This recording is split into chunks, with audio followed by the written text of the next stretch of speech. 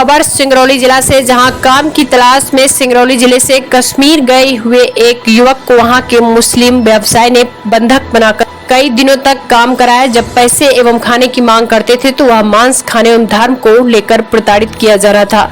युवक ने सिंगरौली एसपी मोहम्मद यूसुफ कुरैशी से संपर्क किया, जिस पर सिंगरौली पुलिस ने युवक को सुरक्षित कश्मीर से वापस लेकर सिंगरौली लेकर आ गई।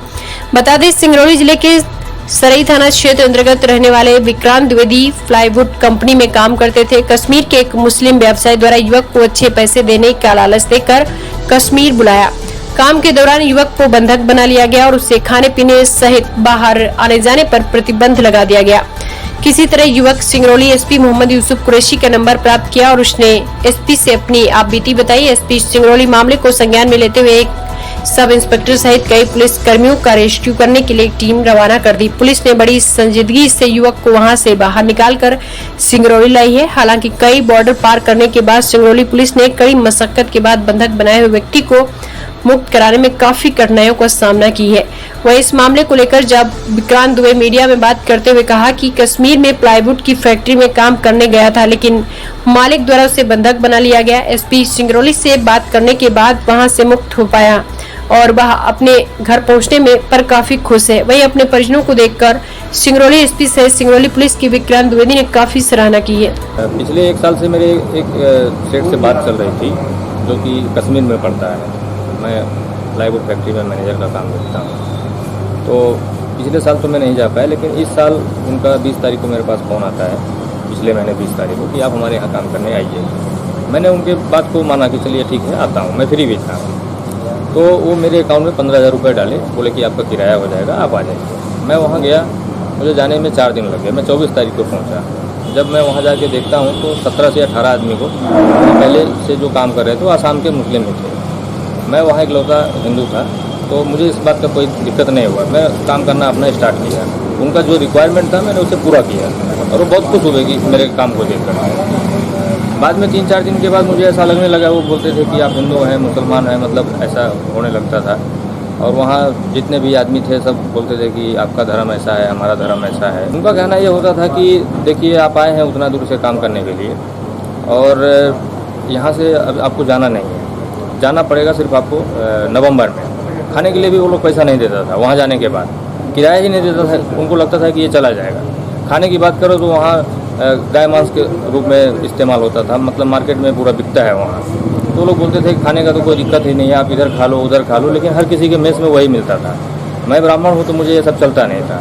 मुझे वहाँ बोला गया कि सब कुछ अच्छा रहेगा, लेकिन अच्छा था नहीं। 17-18 आदमी थे, रोज़ कोई आज जा रहा है, कोई कल जा रहा है, कोई परसों जा रहा है, और जो बच रहा है उसको सेठ अपने रूम में बुला के खूब मार पिटाई करता है, धुलाई करता है। मैंने भी 12-13 आदमी का टीम बुलाया। जब सब जाने लगे तो मुझे लगा कि नहीं अकेला हूँ, तो मैं 12-13 आदमी बुलाया। वो लोग अहमदाबाद से आए, लेकिन वो लोग काम नहीं किए 3-4 दिन। वो बोल दिए सेठ को हमको काम नहीं करना है। सेठ ने उनसे उल्टा बोला, आप मुझे 4-5 लाख रुपए दो, फिर आपको जाने देंगे, नहीं तो जाने नहीं देंगे। वो गरीब आदमी था, उसने 50,000 रुपये सेठ को दिया कि ले लीजिए और मुझे छोड़ दीजिए। 50,000 देने के बाद उसको छोड़ दिया। अब मैं फंस गया। मैं सोचा अब मैं क्या करूं, तो वहाँ आर्मी वाले की ड्यूटी होती है बगल में। मैं उनके कैंप में गया, उनको अपनी सारी बातें बताई कि ऐसी ऐसी बात है। वो लोग बोले बेटा ऐसा है, तुम्हें यहाँ से जाना होगा, तुम चले जाओ, लेकिन हम तुम्हारी कोई हेल्प नहीं कर सकते। फिर मुझे मैंने अपने गाँव से ही मैंने एक सदस्य हैं उनको मैंने बात किया और जो कप्तान साहब हैं उनका मैंने नंबर लिया।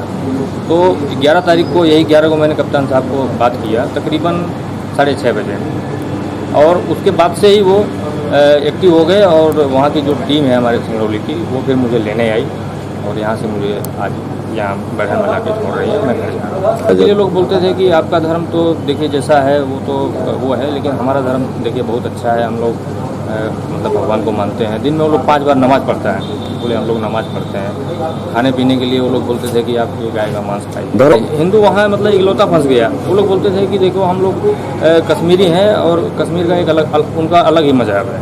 वो बोलते थे कि अगर ये हिंदुस्तान नहीं होता, मोदी नहीं होता, तो आज कुछ और होता। जम्मू से हमारा कोई लेना देना नहीं है। बोलते थे कि जम्मू की वजह से हम काफ़ी डाउन में जा रहे हैं, क्योंकि श्रीनगर तो हमारा श्रीनगर है। मोस्टली वहाँ मुझे ये बोला जाता था मतलब कि आप काम करो, पैसे की आप उम्मीद ना करो। मुझे तकरीबन 2 दिन के आसपास रूम में रख दिया गया, मेरा मोबाइल ले लिया गया, बोले कि अब आपको नहीं जाने दिया जाएगा। खाना पीना नहीं दिया जाता था। बगल में एक थोड़ा सा कैंटीन था, और मेरे पास कुछ तकरीबन आधा किलो के आसपास चावल वगैरह था, तो मैं उसमें 2 दिन उसी को बनाया, उसी को खाया। बहुत अच्छे हैं, बस उन्हीं की वजह से आज मैं यहाँ 11 जून को मेरे CUG नंबर के व्हाट्सएप पे एक व्यक्ति का मैसेज आया कि मैं ऐसे ऐसे कश्मीर में फंस गया हूँ, मैं आपके ज़िले सराय का रहने वाला हूँ और मुझे यहाँ से निकालिए।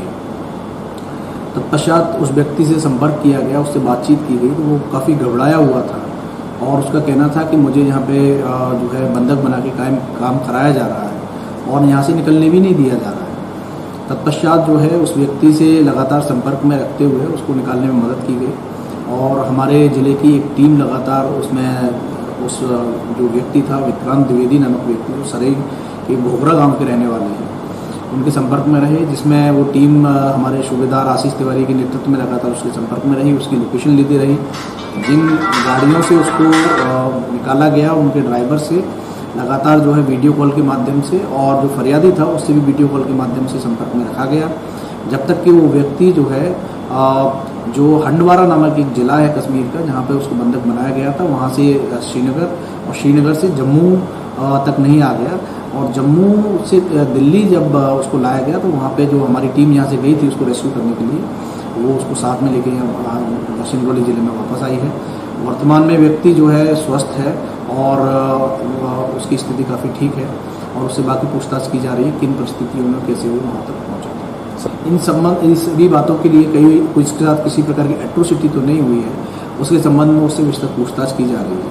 अभी उसने इस प्रकार की कोई चीज़ नहीं बताई है, केवल इतना बताया कि उसको वहाँ से निकलने नहीं दिया जा रहा था और उसको कुछ दिक्कतें हो रही थी, मैं खाने पीने से लेके जो है, इसके अलावा रहने वहने से लेके और कुछ वहाँ की जो मौसम और परिस्थितियाँ उससे भी दिक्कत थी।